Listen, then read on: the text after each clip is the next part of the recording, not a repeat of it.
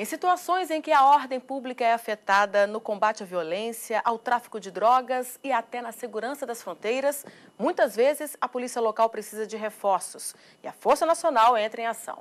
Mas quais são os limites, as condições e as regras para a atuação deste grupo? Para responder estas e outras perguntas, hoje vamos conversar com o professor e pesquisador em segurança pública, Nelson Gonçalves, e com a secretária nacional de Segurança Pública, Regina Micchi. Antes de iniciar a entrevista, vamos acompanhar uma reportagem. A Força Nacional de Segurança Pública, criada em 2004, é um agrupamento de polícia da União que assume o papel da Polícia Militar sempre que a ordem pública é posta em xeque. Ela é composta por integrantes da polícia que se destacaram em seus estados e na Polícia Federal. Qualquer unidade federativa pode solicitar a presença da força junto ao Ministério da Justiça. E para contar com o efetivo, o pedido deve ser feito pelo próprio governador do estado. A força tem atuado em diversas situações em diferentes partes do país. Em 2007, o governador do Rio de Janeiro solicitou sua presença para atuar no combate ao tráfico de drogas. Recentemente, o governador de Santa Catarina recebeu a ajuda da força para intensificar controle nos presídios daquele estado. Bom, secretária, o que é a Força Nacional? Na realidade, a Força Nacional é um programa federativo de cooperação entre entes federados e esses policiais que a compõem são policiais dos estados, das unidades federadas.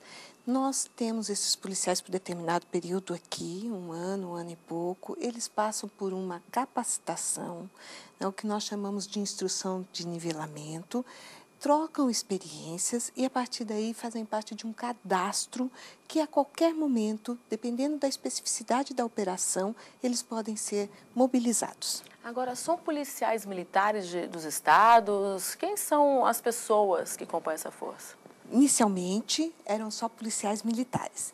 Depois, houve a necessidade da expansão disso para policiais civis, bombeiros e peritos. Então, hoje a força é composta por todas essas instituições. Agora, professor, essa Força Nacional é um contingente relativamente novo dentro da estrutura de segurança pública. Por que ela foi criada? Bom, na verdade, de fato, ela é nova mesmo, né? Ela é criada o programa é criado em 2007, com a Lei 11.473, e a partir daí ela vem sofrendo evolução em função das demandas que as crises na segurança pública no Brasil têm apresentado. Na verdade, a força ela vem suprir certas lacunas que os estados às vezes percebem e com a indisponibilidade imediata de recursos, lançam mão dessa possibilidade que foi criada pelo programa. Então, uma vez tendo acesso a essa possibilidade, os estados solicitam, né, a atuação da força, procurando suprir ou apoiar as forças policiais locais. Por isso, como a secretária mesmo disse, a necessidade de compô-la com as diferentes especialidades que você tem nas organizações de segurança pública brasileiras. Até porque cada estado tem uma necessidade diferente Certamente. do outro. Agora, secretária, existe a possibilidade de intervenção por meio do governo federal em algum estado, em algum momento de crise, e isso usar a Força Nacional? Veja bem, quando nós falamos em intervenção, normalmente nós falamos em forças armadas, não em Força Nacional. A Força Nacional, ela não vai em intervenção, pelo contrário, ela é requerida pela autoridade maior da unidade federada, né? Já houve operações em que nós nos submetemos às Forças Armadas por conta da Lei de Garantia e Ordem, né? Nós tivemos isso mais especificamente nas greves das polícias militares de Maranhão, Rondônia, Ceará e Bahia. Então, ficamos, né, num sistema de GLO, que chamamos, e sob o comando das Forças Armadas no local, nesses estados. E quando o estado requisita a força ao governo federal, é feita uma avaliação por parte do Ministério da Justiça se é necessário realmente ou não? E quais são os critérios, secretária, que vocês avaliam que o estado está vivendo e, sim, podemos conceder a Força Nacional? Normalmente, é um termo de cooperação. Sendo termo de cooperação, nós sentamos junto com o secretário de Estado de Segurança Pública, fazemos uma análise inclusive do quantitativo desses homens que irão atuar, das necessidades específicas, pontuamos indicadores para a efetividade daquele momento, para que a gente possa avaliar, até mesmo porque esse pedido é feito por 3 meses, ele é normalmente solicitado novamente, né, e nós fazemos essa avaliação periódica. Fato concreto é que todas as vezes em que o Estado nos solicitou, nós nunca negamos esse auxílio, porque sabemos que os estados todos têm defasagem de efetivo, todos têm necessidades hoje de aporte em novas técnicas, novos equipamentos, e que a Força Nacional tem feito também este papel, trabalhando com a polícia local de disseminar novos conhecimentos e levar a essas polícias equipamentos diferenciados para novas atividades policiais. E por quanto tempo essa força pode ficar no Estado? Até qual limite? Nós temos permanecido nos estados dependendo dessa equação, né? Da disponibilidade e da necessidade. Então, fazemos essa avaliação periódica. Tem alguns estados em que nós entramos à contenção da crise e saímos, né? Bahia, por exemplo, na greve, nós ficamos o tempo necessário para que a greve, as coisas voltassem à normalidade fora da greve. Maranhão, a mesma coisa. Tem outros locais em que a presença é mais constante. Fronteiras, as áreas indígenas, não é? São áreas da União e que nós, na realidade, os índios têm onde podem ficar naquela terra, não é da propriedade da União, e nós, então, temos que tomar conta dessas terras. Seria da Polícia Federal. A Polícia Federal também não tem um contingente suficiente para isso, então nós ficamos junto com a Polícia Federal nessas áreas. Então, nessas áreas indígenas já tem a força há mais de ano. Não tem previsão legal, então, de limite de tempo, né? Do policial dentro da força, sim. Por 2 anos. Uhum. Mas uso da força, não. E, professor, qual a avaliação, então, o senhor, enquanto pesquisador, desse tempo de uso da força? Esse período que a força costuma ficar em ação em alguns estados é suficiente para resolver o problema ou é paliativo? Na verdade, isso vai depender muito do tipo de crise que está instalada. Vamos dizer assim, a experiência talvez mais recente aqui no Distrito Federal é o caso do entorno, do emprego da força no entorno.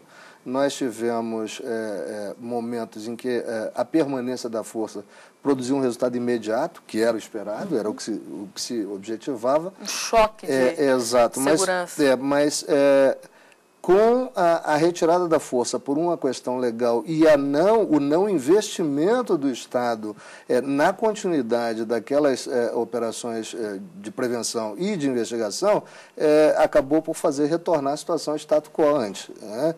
Então, o que acontece? A força produz resultados interessantes, por isso tem sido empregada com bastante sucesso em várias ocasiões, mas como a atuação dela é episódica, aqueles que recebem o apoio da força, aqueles estados que recebem o apoio da força, precisam ter em conta que a continuidade vai depender do próprio Estado.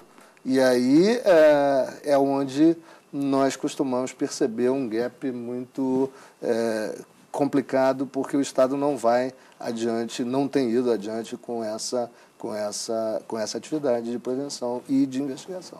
O que nós temos tentado junto aos entes federados é uma matriz de responsabilidade, na qual a União leva, sim, esse contingente, mas o Estado tem por obrigação de promover concurso, nós ajudamos a capacitar, ajudamos sem problema nenhum em equipamentos, induzimos a política dentro daquilo que nós temos como prioritário, mas a necessidade do Estado assumir a segurança dentro da sua competência. Tem uma contrapartida para a concessão da força. Olha, eu acho que assim, o maior exemplo disso tem sido Alagoas, professor. Nós fomos para Alagoas, fizemos um colóquio. Dentro desse colóquio, tiramos uma carta de intenção. O governo local se comprometeu Depois de superada essa fase, voltamos ao Estado, fizemos uma matriz de responsabilidade, estamos trabalhando há 5 meses lá, já promoveram um concurso, já estão em formação desses policiais e a Força ficará o tempo necessário para esta transição. É esse o nosso papel. Né? O papel é de levar novas tecnologias, levar nova capacitação, mas, sobretudo, preparar o Estado para assumir aquilo que é competência primária do Estado. Claro, claro. Desse sentido, eu acho que é importante salientar que, muitas das vezes, o Estado coloca sob a responsabilidade da Força Nacional, que está ali representando a União nesse processo de apoio, para a redução das taxas de crime, para a redução dos problemas que essa região tem, sem levar em conta de que nós estamos diante não de um problema policial, mas sim de um problema de segurança pública, e que vai muito mais além do que simplesmente você empregar uma força policial, local ou em apoio, para atender às questões da região. Mais uma vez, eu cito o exemplo do entorno do Distrito Federal, em que nós sabemos que regularmente temos empregado recursos policiais para resolver um problema que vai muito além disso e que não se percebe a continuidade dos trabalhos dos estados limítrofes no sentido de criar medidas de segurança pública, e nós estamos falando de medidas econômicas, sociais, educacionais, enfim, todas essas, que possam ajudar a reduzir essas taxas de uma maneira duradoura. Quer dizer, os estados deveriam aproveitar o momento de mais tranquilidade quando a força chega para se organizar e promover políticas públicas, quer dizer, até mais vontade política do que qualquer outra coisa, aproveitando esse momento. Certamente. Esse é o papel, na medida em que nós não estamos em intervenção, não existe uma intervenção, existe um termo de cooperação. E se é cooperação, é que tem que ser superado em conjunto uma crise para que prevaleça, né, a Constituição Federal. O Estado-membro toma conta da sua segurança. E, quando isso se divisa entre Estados, aí faz necessário realmente a União intervir, sem problema nenhum, né? E estamos prontos para isso, mas não para substituir. Tá certo, nós vamos para um breve intervalo e já voltamos com mais um fórum. Não saia daí.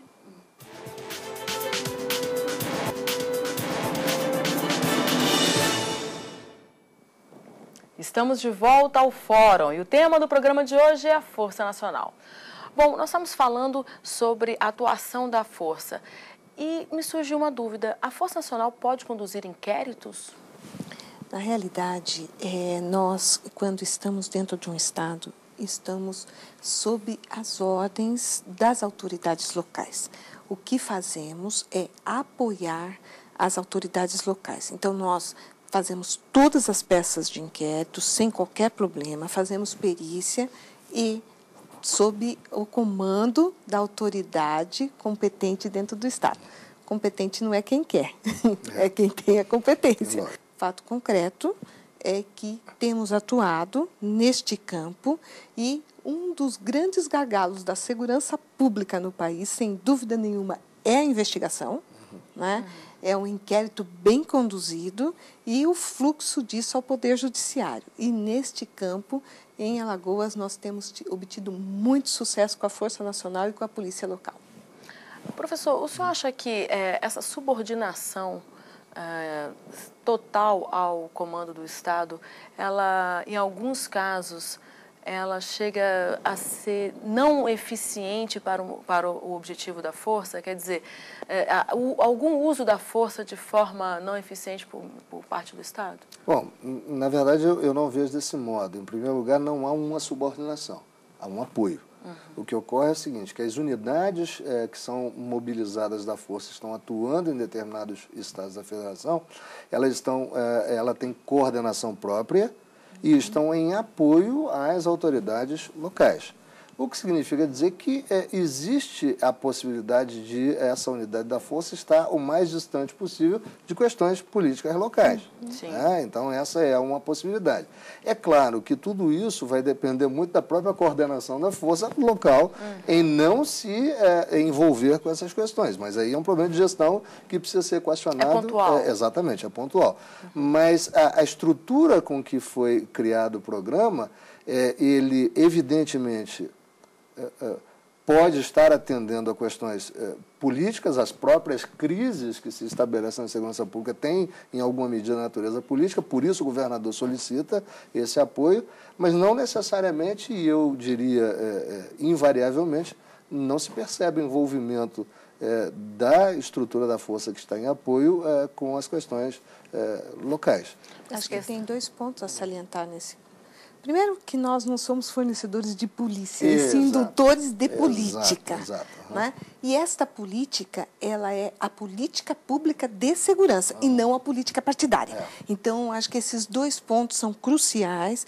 Na formação da própria Força Nacional, eles já têm isso como muito claro e os nossos comandantes locais sabem disso. Então, acho que nós não tivemos problema com política partidária e nem influência política da força em momento nenhum, nem uso político da força em lugar nenhum. Até porque seria uma incoerência, já que a força ela é constituída de indivíduos que vêm dos diferentes estados, sob a autorização das autoridades competentes desses estados e que, em princípio, é algo que tende a ser suprapartidário.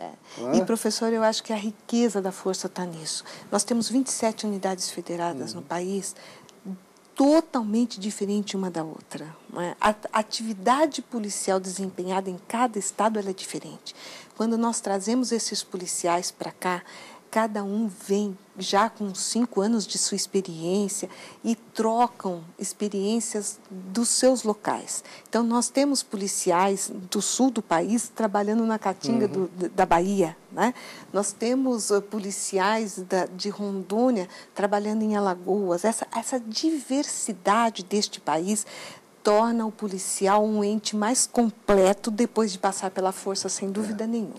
Eu diria até mais comprometido com o processo de desenvolvimento do seu país e da sua região. É uma outra forma de levarmos uma capacitação dentro dos estados. Sim, volta o policial como multiplicador dentro do seu estado, né? E a rotatividade também de 2 anos, ela dá oportunidade de trazermos mais policiais para esse novo horizonte, esse novo perfil. Eu tenho comigo que é uma experiência riquíssima. E outra coisa, eles encurtam burocracias. Quando um policial liga para o Estado, ele não está falando com qualquer pessoa, ele está falando com alguém que trabalhou com ele. Então, a gente encurta um pouco essas burocracias nos Estados membros. Bom, a gente está falando de estados federativos, falando de força da União. E o custo dessa força? Quem é que paga o custo dessa força? Na realidade, a União arca com o custo das diárias do policial enquanto estão conosco. Nós temos feito, junto aos estados, dentro das matrizes de responsabilidade, alguns acordos onde o Estado arca com manutenção de viaturas, equipamentos, e também o Estado recebe da União, depois de deixar o seu policial um tempo aqui conosco, o que chamamos de legado. Então, ele recebe equipamentos aos quais o policial foi treinado para que esta seja uma indução da política no local. O efetivo hoje está em quanto? Nós estamos mobilizados 1.500 homens e a mobilizar, nós temos um cadastro com 18 mil. Né? Já fizemos aí uma passagem de vários policiais, mas mobilizados hoje 1.500 homens e mulheres também. Na verdade, eu gostaria de fazer um comentário sobre a questão que a secretária tratou anteriormente. Acho que a grande questão que precisa ser resolvida nessa relação União e Estados é exatamente o problema da gestão e da responsabilização pela manutenção desse processo. Né? Historicamente, a gente tem visto que os estados, perdoe-me o termo, mas em alguns casos fazendo corpo mole para arcar com a responsabilidade, mesmo sendo esse o Estado requisitante. Né? Porque é só dessa forma que acontece. A força, em princípio, só atua mediante a solicitação do Estado. Ora, se eu sou solicitante, eu necessariamente tenho que arcar com parte dessa responsabilidade. E isso, historicamente, a gente tem percebido que há, às vezes, uma dificuldade enorme da União em fazer com que essas responsabilidades sejam assumidas na medida das suas proporções. Então, eu acho que esse problema o Ministério da Justiça e a União como um todo tem que resolver de uma vez por todas, seja pelo instrumento que for, de modo que o Estado não só requisite a força por questões pontuais e avaliadas talvez como desnecessárias, né? E também, quando faça, saiba que vai estar fazendo ou vai estar assumindo uma responsabilidade que vai ter que caber dentro do seu orçamento. Claro. Então, isso é fundamental e me parece que esse problema é um problema que ainda está por ser pacificado de uma vez por todas. A partir de 2011, nós, até mesmo em conversa com o atual ministro José Eduardo Martins Cardoso, nós levamos a ele essa preocupação, né? E de também temos fixado matriz de responsabilidade a partir de pedidos e a partir de termos de cooperação. Nós entendemos que o Estado Federado, ele tem, né, cada um a sua responsabilidade, inclusive orçamentária, né? Sabemos também que o orçamento da segurança pública, e aí, professor, eu acho que é um dos maiores problemas que nós encontramos hoje, como deixar uma política de Estado se não temos o financiamento dessa política. Né? Então, eu acho que a parte dos problemas que encontramos na área da segurança pública se diz respeito a isso. Nós precisamos buscar o financiamento dessa política. A política tem que ter continuidade e tem que ter uma política de Estado. Nós não podemos mais admitir que a segurança pública não esteja no tripé saúde, educação e segurança pública. Né? Então, nós precisamos buscar esse financiamento. E já que não existe esse financiamento próprio, os estados também sofrem com isso.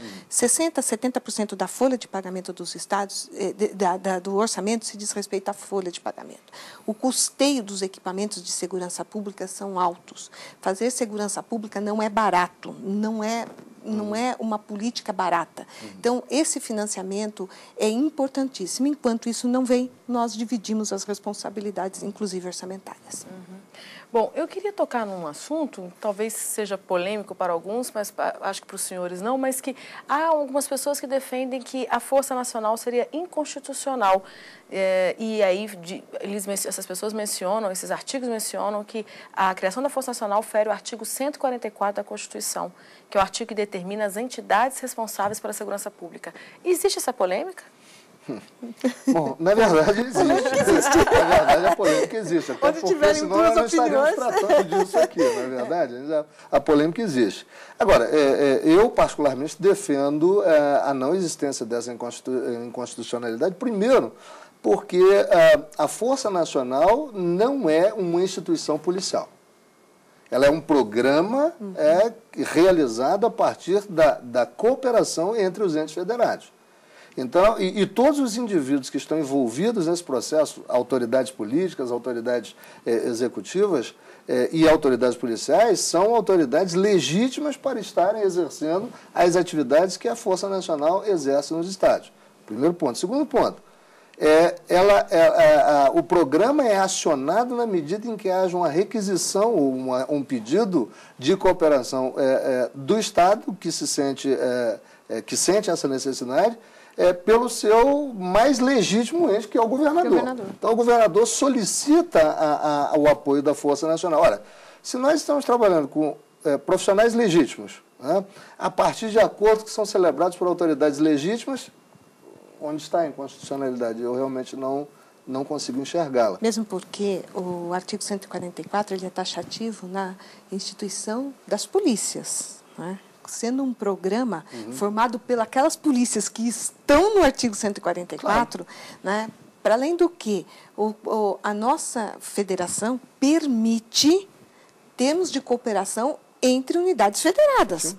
Isso é um termo de cooperação. Claro. Né? Às vezes entre dois estados e a União, às vezes entre a União e o Estado federado, que não existe inconstitucionalidade de forma nenhuma.